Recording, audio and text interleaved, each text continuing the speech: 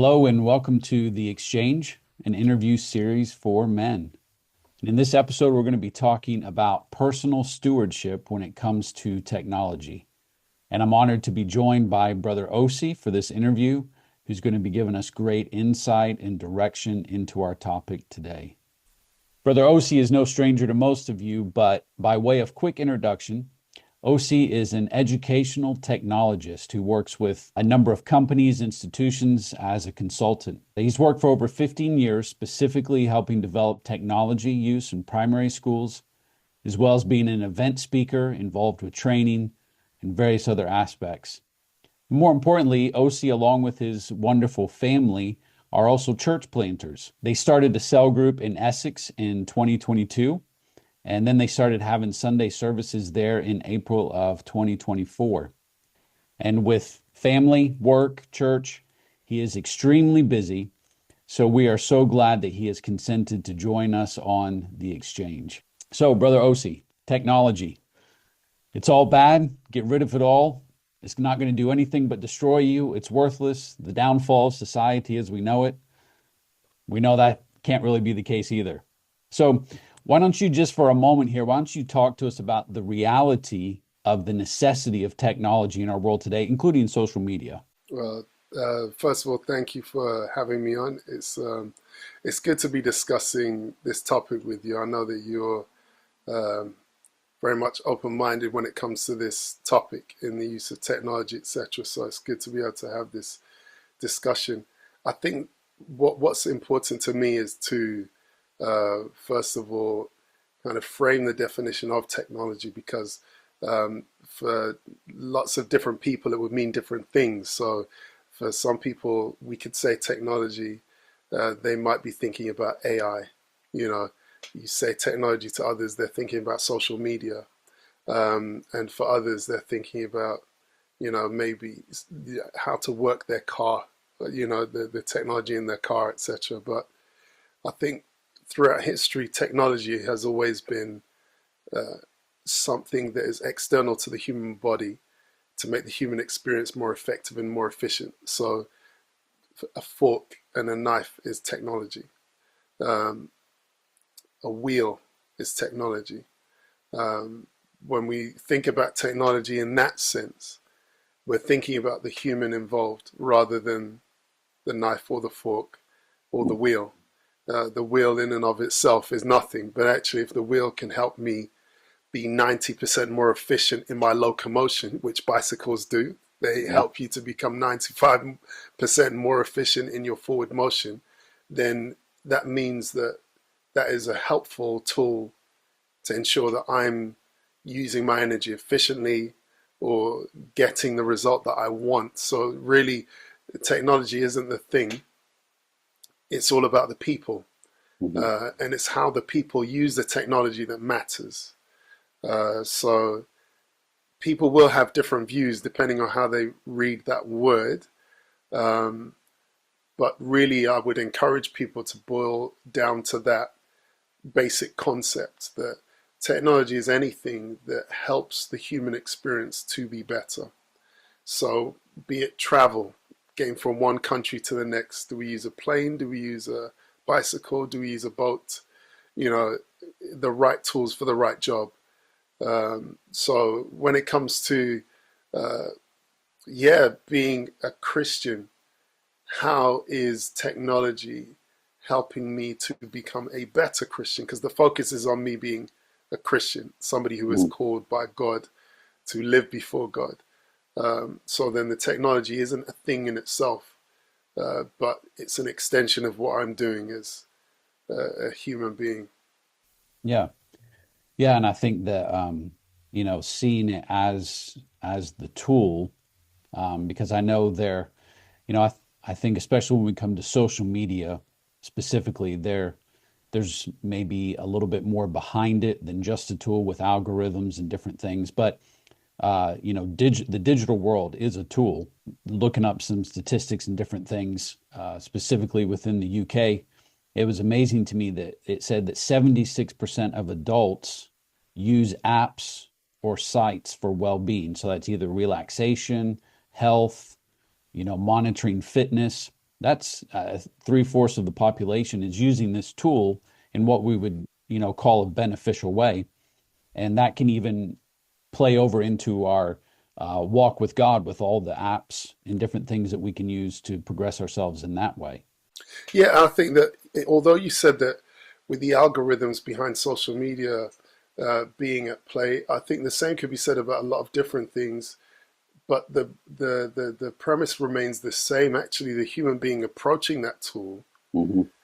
needs to remember that it's a tool. So when you forget that, you get sucked in to the algorithm. Or if you're getting, I mean, I've spoken to somebody who said that, they were going to preach the next day and they were going to get their message through AI. Now, this isn't anybody that we know. This is somebody who I, Name names. just to reassure people who may be listening to this or watching this. This was somebody I met at an education conference who was introduced to as somebody else who also is a preacher. But he said that, yeah, he's going to get ChatGPT to write his message and he'll tweak it and change it, etc. I think that's a losing sight of the fact that it's a tool to Hmm. help you in what you're doing.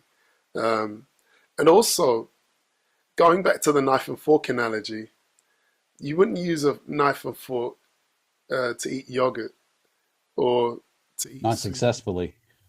Not successfully, no. Yeah. So it's about choosing the right tools and knowing when actually you could just put the tool down. You don't actually need the tool in this instance. Hmm. Actually, I can do without the tool. So, yeah, again, although we can ride bikes and drive cars, will it help to improve our fitness if we're driving a car everywhere? Yeah. Actually, sometimes you leave the car in the driveway and you go for a run.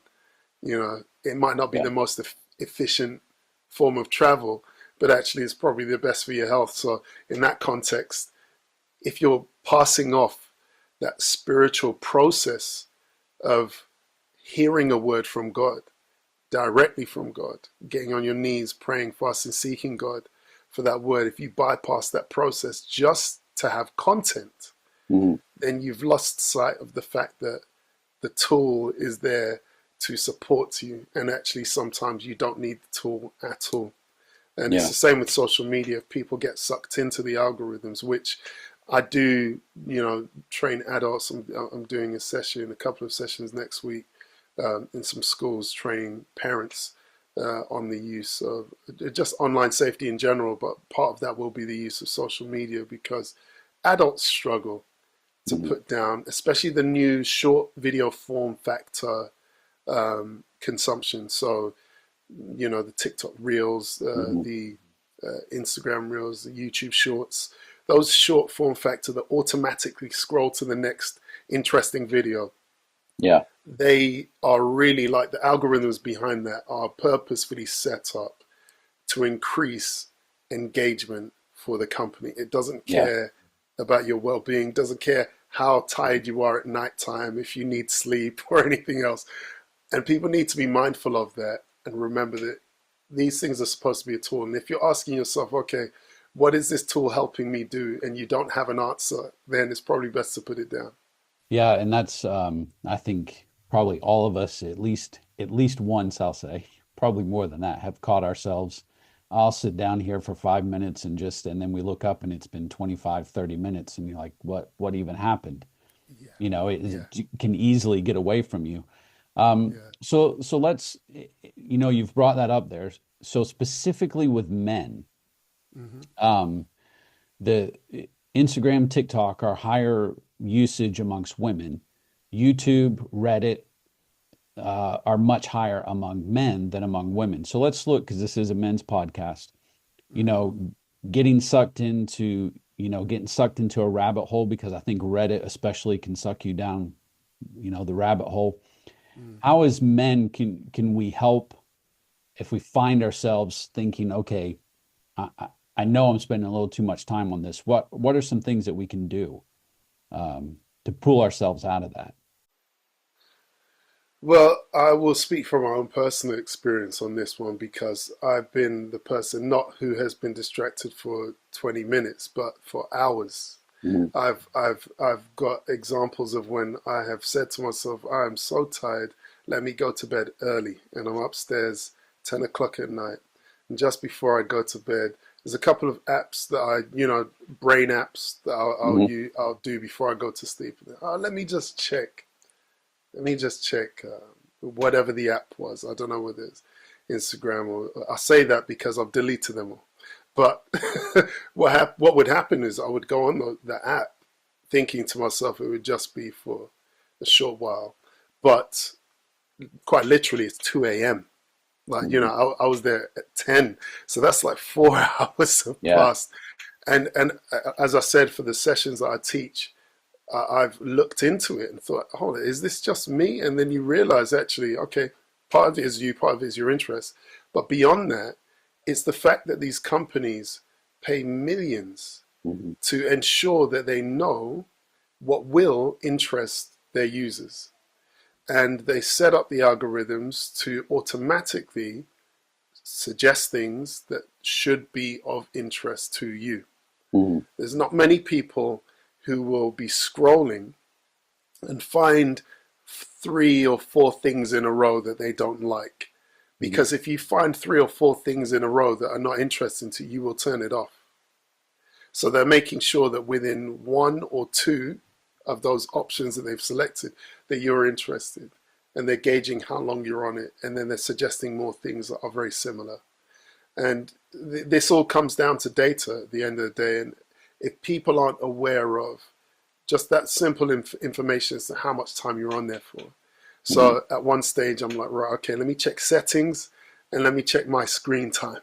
Mhm. And I checked and I'm like, oh my goodness. And you look, you can compare the different applications. You think, Yeah. wow, that's a reality check. And then it's having the courage to do something about it. Like I said, for myself, I deleted those applications. And that might sound like, oh, that's easy for you, but I do business on this application and I have clients here, etc. I also had business on those Mhm. applications. That's what I didn't have the apps because of any other reason aside from business. It was helping me market myself, etc. But it became more than that.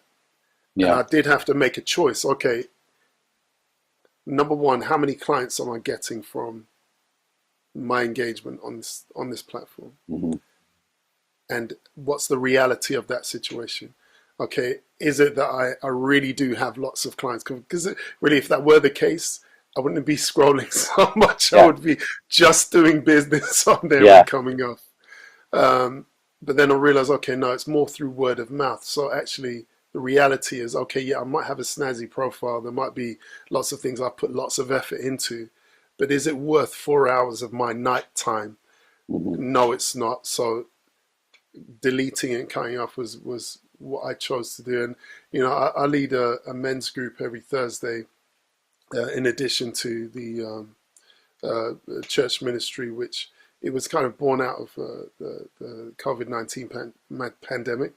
And it's just continued since then. But I've advised the men there as well because we talk openly about lots of different issues pertaining to men. But this comes up a lot, especially around the type of content that's on there, because Mhm. there is Yeah. also a sliding scale of the type of content. So you can go very quickly from, Yes. I want to consume spiritual content to you're really consuming lots of unspiritual content Mhm. that is get seeping in. That is your diet. Yeah. You are eating and drinking in all of these images and views and language and everything else. And it is insidiously corrupting men. Absolutely. Yeah. And in many cases, emasculating men because there are a lot of men who are losing self esteem because of this cyclical trap that they get into. And some people takes them to dark places in terms of lust, pornography, and all the things that come with that. And people feel bad. People feel condemned. People, as Mhm. Christians, they feel like they're a hypocrite, which then stops them from being open, stops them from wanting to pray, wanting to come to God, wanting to go to the altar, and all of these things, which become self-fulfilling path of destruction. So I think that yes, deleting the applications and being accountable are really two key things that, because people don't often associate that use with addiction. Yeah. Yeah. It seems like a strange thing to say that you're addicted to social media, but the real litmus test for that is what happens when you delete it. Yeah. You know, I because can if you're quit able to anytime. Yeah. delete it and Yeah. you don't get the shakes and you're Yeah. able to be fine, then yeah, it's not an addiction. But that's not the case for most people. You know, they will refuse to actually delete it because they don't have power over the thing. It Yeah. has power over them. Yeah. And I think when you said addiction, when it comes to, the digital social media, those things, I think a lot of the rules for what we would typically call addiction of substances and different things still apply. Mm. And one of the key ones is it's no good for someone else to tell you. Like it's no good Mm. for someone else to say you're an alcoholic Yeah. until you acknowledge that fact. And so I think part of this with you have to recognize you have a problem. Mm. And so, I think, adding that to the list of, the idea when David says, search me and try me, Mm. I think search me and try me when it comes to digital.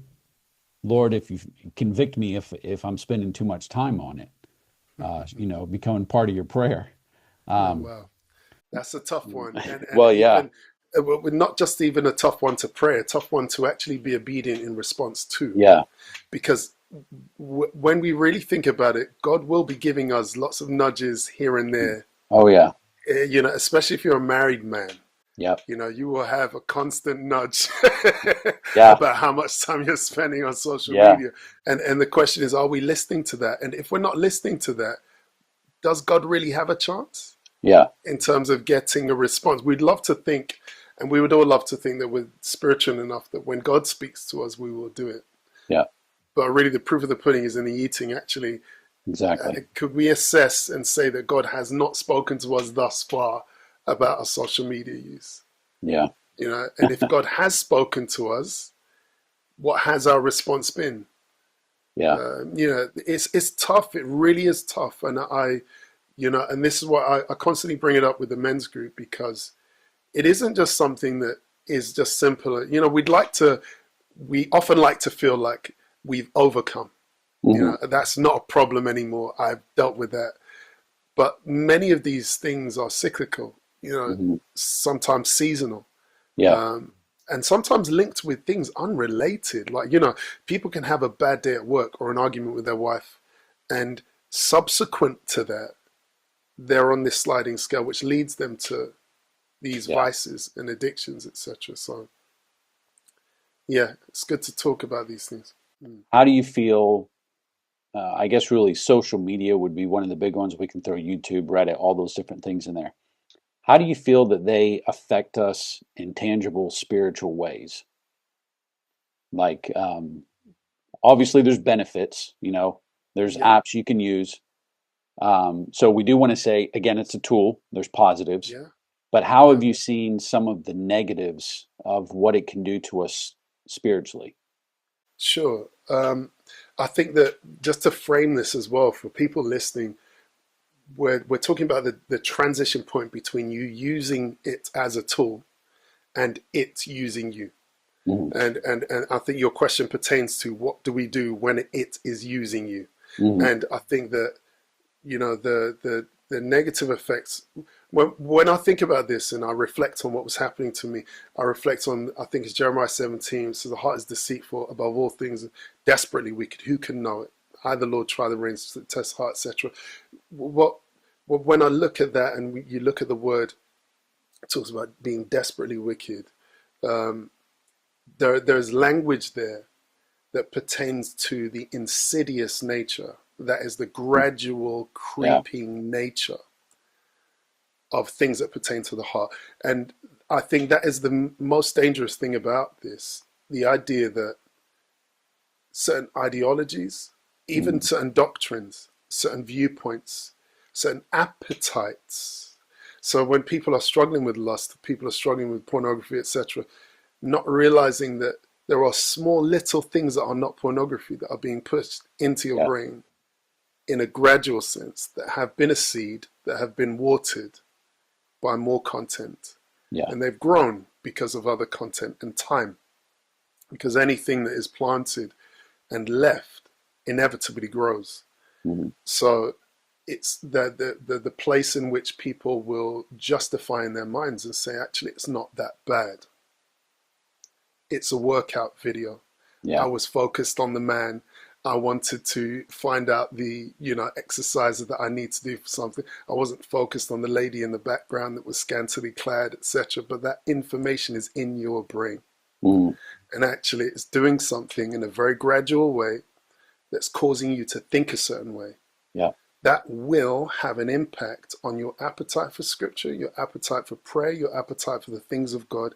It is just the nature of the sin. It is the contrary nature of the flesh versus the spirit.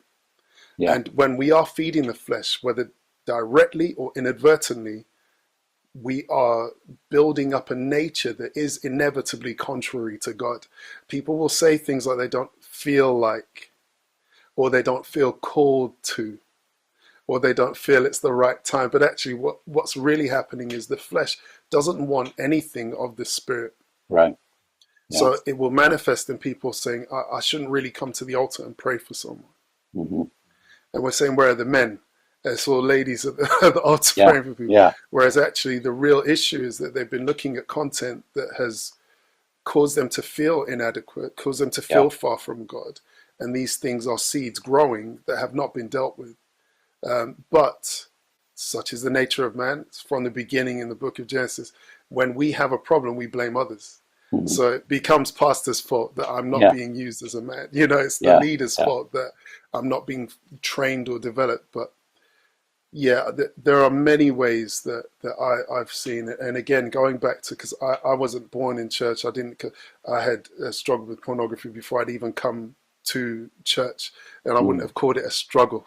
It was just how it was, part of my life. Yeah. So then coming into church, it became a struggle, something that, there are some people who come to Christ and they're filled and it's dealt with.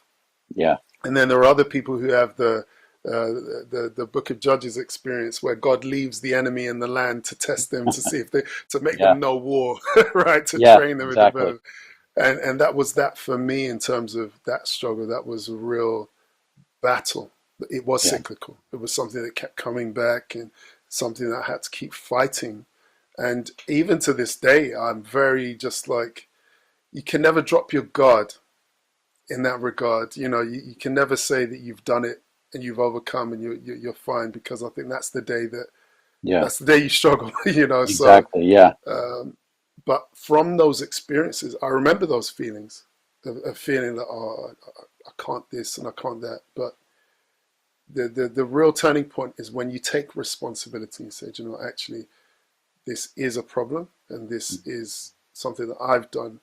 And actually, my appetite for prayer isn't because of this person and that person. Actually, let me just cut off these other sources. Let me just strip things down. We talk about fasting in terms of not eating, but actually, what are these other sources of information, like music, films, social media?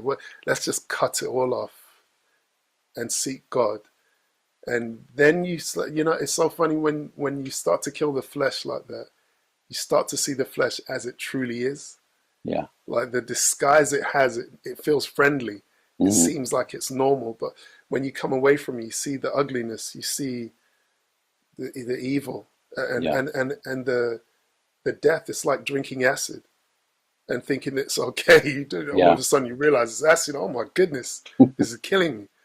Yeah. Let's say that someone is watching this and they've come to the realization, okay, I'm probably spending too much time on social media, and they think, okay, what now? If you could kind of just encapsulate in a few sentences, what does a person need to do to begin to eliminate some of that from their life, besides going cold turkey, as you will? Is there a progression? Yeah, I think the first step is to kind of get an assessment as to how deep you are.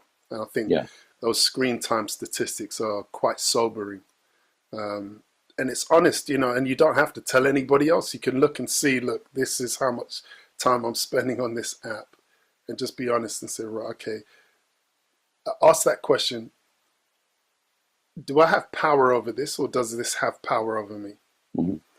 And if you're not able to say I have power over it, then try to take power over it. Allow God to be the authority and Mhm. say, okay, Lord, I will surrender this for you, and one app at a time, and it can Yeah. start off with, I'm going to go a few days without it.